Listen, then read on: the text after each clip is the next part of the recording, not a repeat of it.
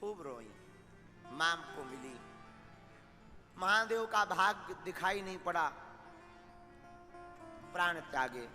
भगवान शंकर ने यज्ञ विध्वंस करवाया। भगवान शंकर वीतराग हो गए। वही सती हिमवान के घर पर पार्वती बनकर के प्रकट भई, तपस्या की, भगवान शंकर को पति के रूप में चाहा और प्रतिज्ञा ली, बरहु शंभु नाता रहूं कुमारी, या तो मैं विवाह करूंगी तो भूत भावन महादेव से करूंगी, अथवा मैं बिना विवाह के ही रहूंगी। खूब समझाया लोगों ने, नहीं मानी पार्वती मां। अंततो गत्वा भगवान ब्रह्मा जी, भगवान श्री राघव जी के कहने पर बोले बाबा विवाह को तैयार भय, बड़ी मुश्किल से भय। बोले क्यों? बोले एक बार लफड़ा में पड़ गए, हम नहीं पड़। मनाया तब माने। देवता आए, महाराज तारकासुर नाम का राक्षस हो गया है। शंकर जी बोले तो हम क्या करें? बोले महाराज उसको वरदान है कि वो मरेगा तो आपके ही पुत्र से मरेगा। अब आपका तो विवाह नहीं हो रहा है अभी, अब पुत्र कहां से होगा? महाराज देवताओं की रक्षा करो, विवाह कर लो। शंकर जी बोले देखो भाई, एक बार लफड़ा में पड़ गए थे, अब नहीं पड़ना है। नहीं महाराज मान जाओ। मान गए। महाराज शंकर जी बोले फिर लड़की? बोले उसकी चिंता ना करो, हम लोगों ने देख ली। आप तो हाँ बोलो, लड़की तैयार है। कौन? पार्वती जी। शंकर जी बोले हम तुम लोगों के चक्कर में नहीं पड़ेंगे, पिछली बार गलती की थी, हमने नहीं देखी थी तो गड़बड़ हो गया था। भगवान राम जी का ही उन्होंने निरादर कर दिया था, इस बार हम खुद परीक्षा लेंगे। सती ने राम जी की परीक्षा ली थी, इसलिए शंकर जी ने पार्वती जी की परीक्षा ली। भगवान शंकर ने हां कहा, देवता प्रसन्न भय, बारात का समय आ गया।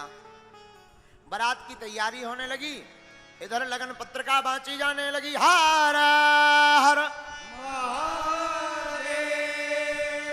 भोले बाबा के विवाह की तैयारी होने लगी। सब देवता श्रृंगार कर रहे, सज रहे, धज रहे। अच्छा एक बात आप बड़े गौर से सुनना, बारात में कोई आदमी जाता है बड़ा श्रृंगार करता है। अच्छा क्यों करता है? सजते धजते इसलिए हैं कि हम जाएंगे तो लोग हमें देखेंगे। पर बारात में हमने एक और आकलन किया, बारात में कितना भी श्रृंगार करके जाएं, कोई किसी को नहीं देखता, अपने को ही देखते रहते सब। कोई किसी को नहीं देखता, सब अपने को ही देखते रहते।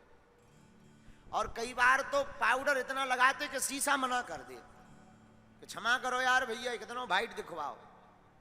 बोलो सीताराम, जोर से बोलो और जोर से बोलो। सब श्रृंगार कर रहे हैं, पर जिसको दूल्हा बनना है उसके तरफ किसी की नजर नहीं है। श्रृंगार कौन कर रहा? जमराज अपने भैंसा का स्नान करवा रहे। जमराज का वाहन है भैंसा, भैंसा है करिया, और जमराज लगे सर्फ एक्सल से रगड़ भी। जमराज को भैंसा बोलो महाराज आज हमें इतनों का रगड़ो जा रहा हो। जमराज बोले चुप हो जाओ, बारात में जाना है। किसकी? शंकर जी की। भैंसा बोलो सरकार हम तो करिया के करिया ही रहेंगे, चाहे जितना साबुन लगाओ। उधर इंद्र अपने हाथी का श्रृंगार कर रहे हैं, भगवान विष्णु गरुड़ का श्रृंगार। लेकिन जिसको दूल्हा बनना है उसकी तरफ किसी की नजर नहीं है। शाम हो गई, बारात जाने वाली है, सोई शंकर जी के गण आए। महाराज शादी है आज आपकी। शंकर जी बोले चलो। गण बोले महाराज जिस हिसाब से अभी आप बैठे हो कोई अपनी बिटिया देगा, कम से कम दूल्हा तो बनो, श्रृंगार तो करो। शंकर जी बोले क्या दूल्हा बनना है? अरे बैठो आप महाराज, हम लोग हैं, जैसा है वैसा तो कर ही लें। आहा हा। अब शंकर जी के गण शंकर जी का श्रृंगार करने लगे। श्रृंगार कैसा? कहा कि मुकुट लाओ। शंकर जी बोले नहीं नहीं, किसी का मांग के नहीं लाना है, ऐसे ही ठीक है। उधारी में क्या करना है? उधारी का श्रृंगार करने से कोई फायदा भी नहीं। और बात भी सही है, नए नए लोगों की जब नई नई शादी होती है, उधारी की कार ले जाते हैं, उधारी की वाहन ले जाते हैं, लेकिन जब वापस आते हैं तो सब बराबर हो जाता है। भगवान शंकर मानो कहना चाहते हो, हम ऐसा वर नहीं बनना चाहते जो बाद में बराबर हो जाए, हम तो ऐसा वर बनना चाहते जो बराबर ही रहे। तो काहे का मुकुट? काहे का? जटाओं का मुकुट। जटाओं का मुकुट बनाया, जटा मुकुट आही मोर सवारा, जटाओं का मुकुट बना दिया। अब नंदी बोले और तो सब ठीक है, मुकुट तो बढ़िया हो गया, अब जरा मोर और चाहिए, दूल्हे का सेहरा होना चाहिए, सेहरा। कहा सेहरा कैसा होता है? बोले लंबा लंबा लटकता रहता है सामने। नंदी बोले अब क्या लटकाएं? बोले रुको रुको, एक उपाय। नंदी भागे भागे गए, पतरे पतरे 20-25 सांप पकड़ ले आए। उन सांप का मुंह लिया, मुंह बांध दिया और मुंह को डाल दिया जटाओं में, पूंछ लटका दी सामने। आहा हा, क्या सेहरा लगता, दूल्हे का सेहरा सुहाना लगता है, क्या अद्भुत सेहरा है। और जब वो सांप अपनी पूंछ हलावे, आहा हा, क्या सेहरा कहना भैया। तो जटा मुकुट आही मोर सवारा, और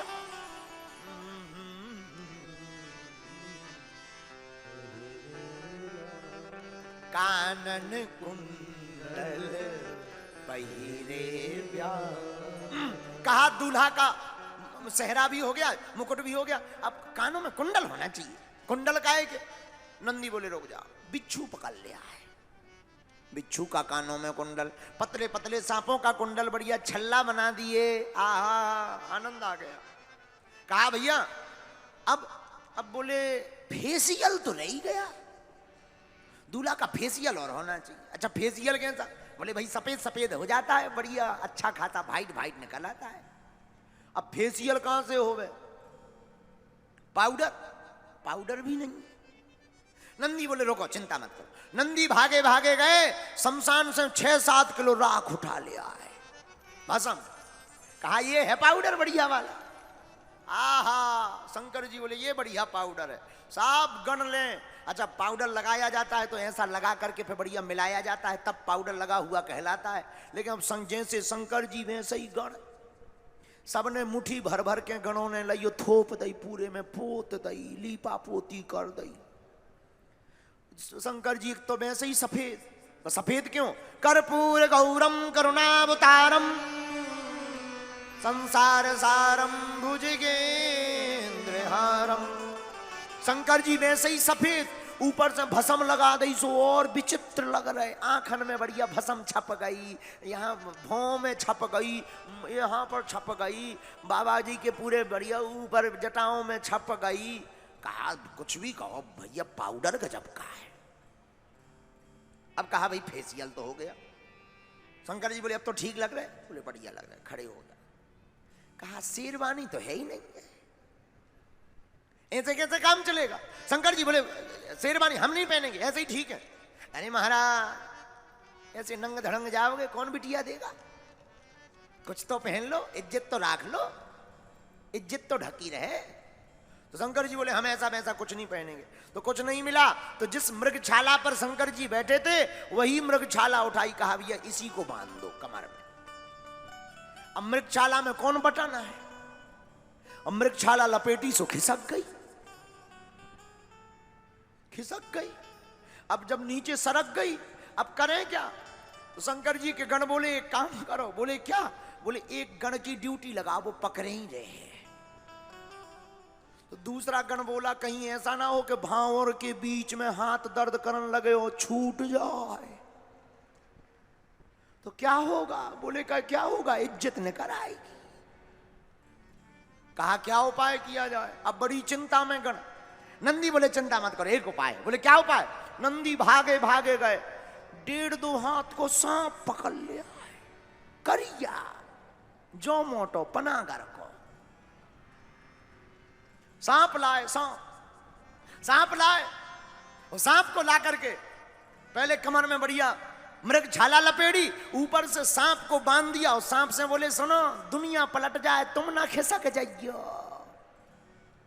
सांप बोलो क्यों? बोले पूरी इज्जत तुम्हारी पे अटकी। सांप बोलो हम नहीं जाएंगे। आहा, शंकर जी बोले अब ठीक है, अब ठीक है। शंकर जी के हाथ में त्रिशूल दिया, डमरू दी, मस्तक पर चंद्रमा। आहा हा, भोले बाबा का रूप देख करके सब गण खुश हो गए। बोले वाह। और शंकर जी भी डमरू बजाने लगे, डम डम डम डम डम डम डमरू बजाई। शंकर जी ने आज पहली बार अपना रूप ऐसा देखा है।